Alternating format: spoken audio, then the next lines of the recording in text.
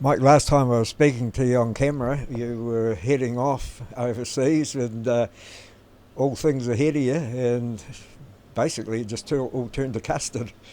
Yeah, well, now it's definitely all things behind us. We're 5.5 weeks in a hotel.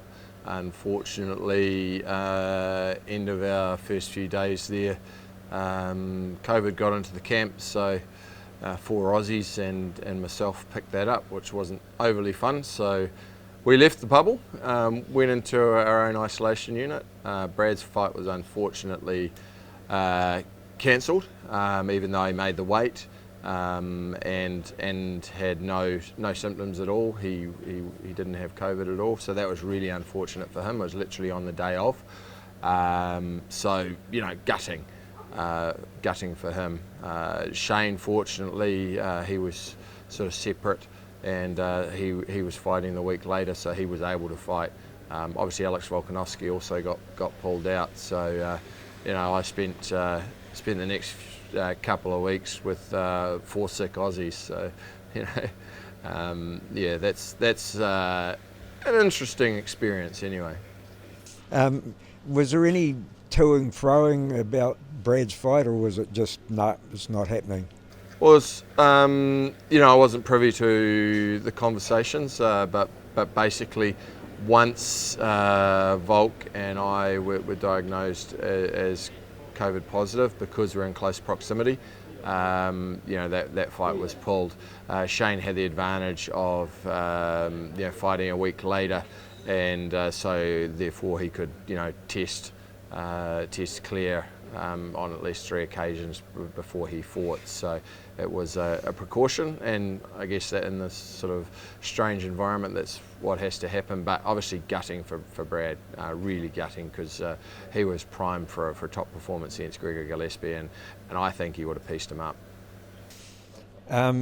We hear lots of rumours and lots of stories about COVID and the symptoms and what happens.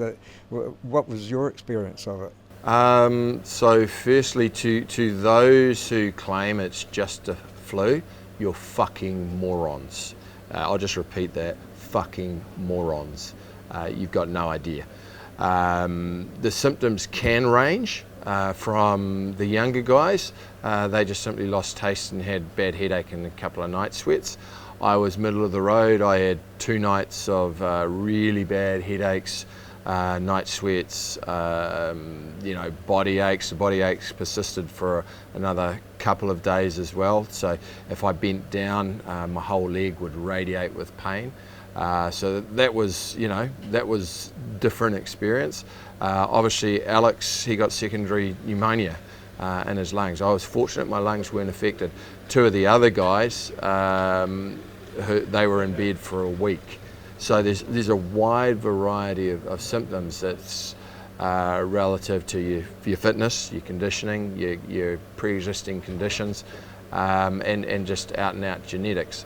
But the persisting factor of it is the fatigue. Fatigue was like exhausting fatigue. Half an hour after you got up, you were stuffed. And if you remember, what's that? It's that chronic fatigue syndrome, that we all had as kids, like glandular fever, and people who were off school for 6 months because they were just exhausted. So it's that level of fatigue. So I'm mostly recovered from the fatigue element now, but that's where there's not a lot of research done either. So there's a lot of people who are now suffering from ongoing fatigue. Others are suffering from ongoing damage to their immune system and elevated heart rates, etc. And that was something else that I experienced, which was an elevated heart rate.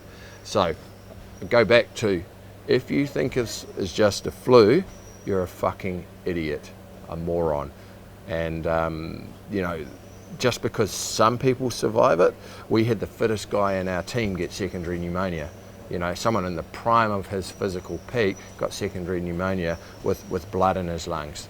So, it's serious. It ain't Ebola, it ain't the Black Plague, but it's serious enough that, we need to take good precautions with it.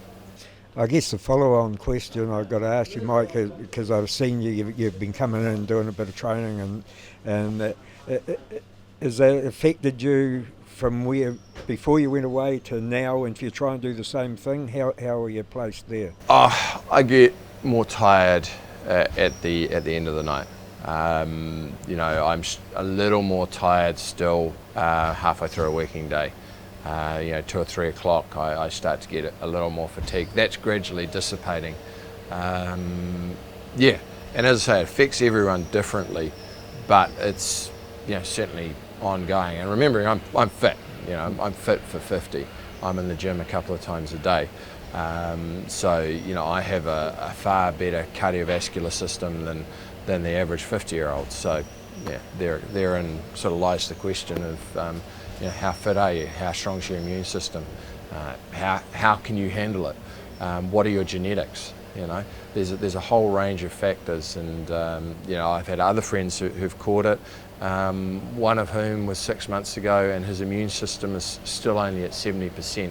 Can't walk down the street without getting, you know, without getting puffed. So, as I say, you've got to be careful. Have you been speaking to Volk since then? Yeah, he's pretty well recovered. Obviously, he's taking on the Tough show, doing a good job there. He's got a few of the Aussies over there.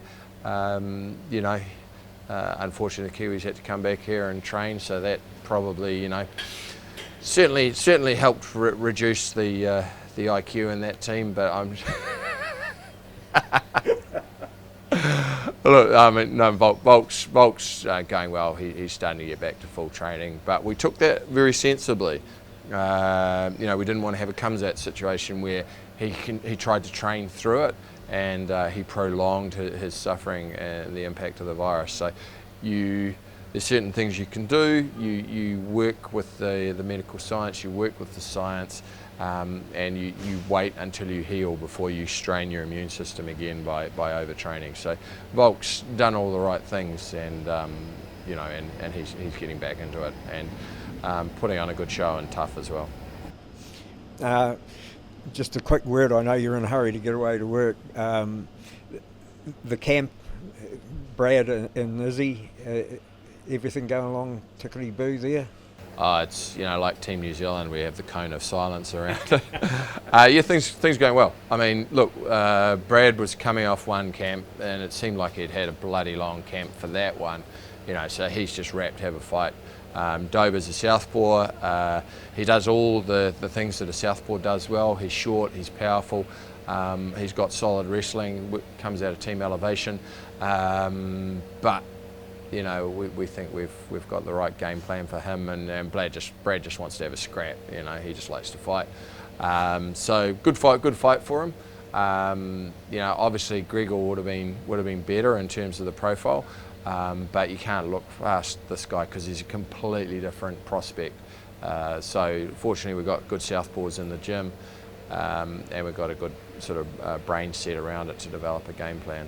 And similarly, Izzy, you know, he's got Dettori, another southpaw, who different from Dober. He's got a good long left hand. He times it really well. Obviously, he's got a very good grappling pedigree. You know, and it would be no surprise that he will try and you know, get Izzy to the ground. But you know, he's not Jan Blachowicz. He doesn't have a 12 to 15 kilo weight advantage. You know, and the one thing about Israel is that he makes adjustments between fights. So if he can get to the hips, if he can get him to the ground, and those are big ifs, you know, we're confident that we can deal with that situation because you work on worst case scenario.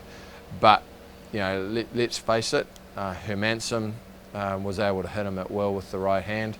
You know, Hermansson's a solid striker, but he ain't anything special. Holland, who has no wrestling takedown defence, every time he was on the feet was able to light him up.